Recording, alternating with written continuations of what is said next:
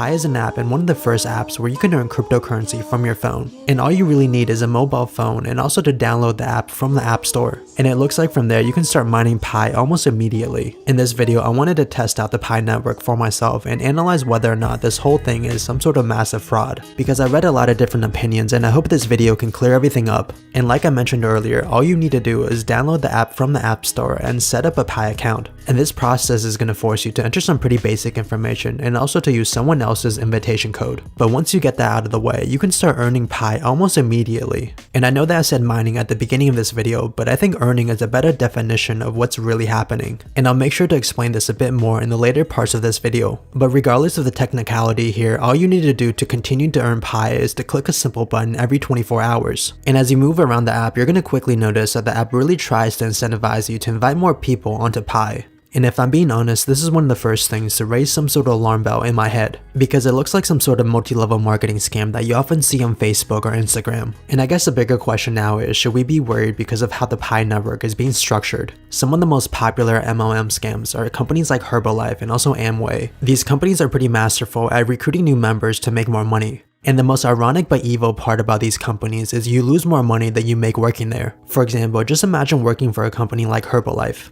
You're going to have to pay about $20 a month to access their marketing platform, then you're going to pay about $10 to attend their events, and after that you're going to pay $100 for a box of Herbalife drinks to resell. And whether you know it or not, in this situation you essentially became the customer for Herbalife. And the company doesn't really care what happens afterwards because they essentially made all the money they needed from you. And this is one of the biggest reasons why people hate multi-level marketing scams, because you lose more money than you actually make. Now the biggest question right now is, can we consider the Pi network a multi-level marketing scam? And after really thinking about this question, I really don't think we can. The first thing you're going to notice about this app is that it doesn't really take anything from you. It's not trying to sell you a product or a service, and it's not even asking for your money here. And now I'm left thinking, what does this app even want from us? Because all you really do is sign back onto the app every 24 hours. And there's really two explanations of what I think is happening right now. The first explanation here is that you are paying the Pi network, but maybe just not in cash. For example, you're paying the company by giving up your data and also your time. And this is true in some level because the company does collect personal information about you, such as your email, name, phone number,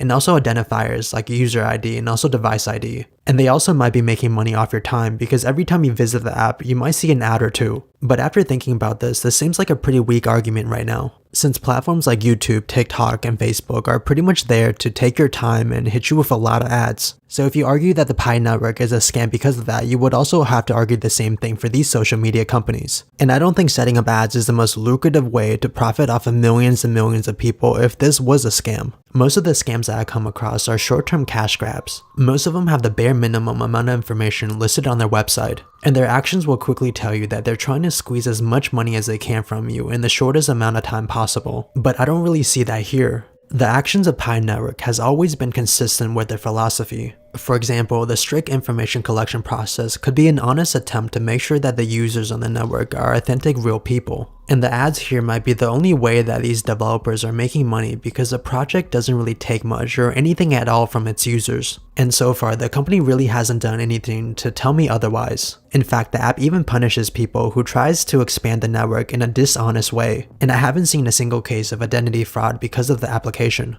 I think some of the things that make people question the app is really how it's being promoted and also the structure of it. You never really want to see invitation codes being spammed around because that's usually indicative of a fraud. But if you really think about it, it's also the best way to promote a network. And I have no doubt that the Pi network wouldn't be as big as it is today without the referral code process. And apart from this, a pyramid-like structure exists in almost any sort of organization or hierarchy. And some of the examples include a corporation, your family unit, or even the distribution of wealth. And the point I'm trying to make here is just because it has a pyramid-like structure doesn't make it a fraud. But what does make something a fraud is a flow of money within those organizations. For example, a MLM is pretty scammy because you lose more money than you actually make. And in a Ponzi scheme, which is a type of investment fraud, you end up having your money stolen or mismanaged by the person who's supposed to control it. And in a pyramid scheme, you often have to invest a lot of money with virtually zero payback. And I hope you understand my point, because in the Pi network, the flow of money is non-existent and you're not really losing anything or anything significant.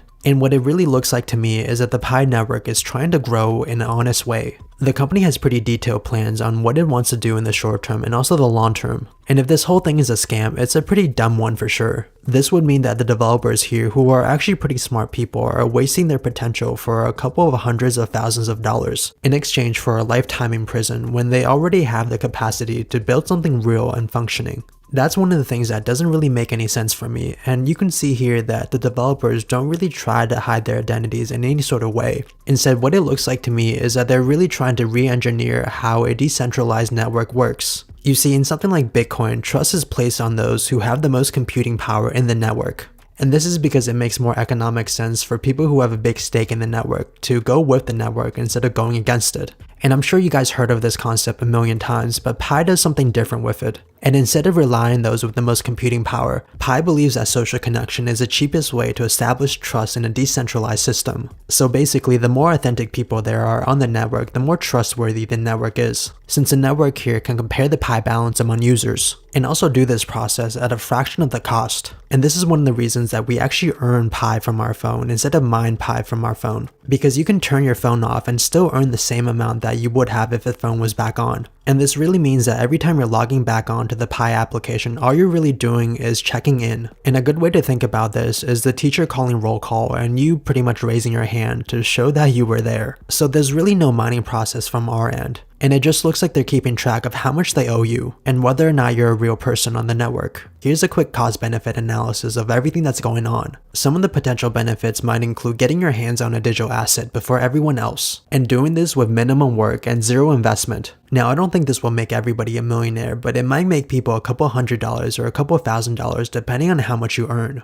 And that's not really too bad considering how much time you're really spending on this project. And some of the potential costs of the Pi network might be the platform leaking some of your data.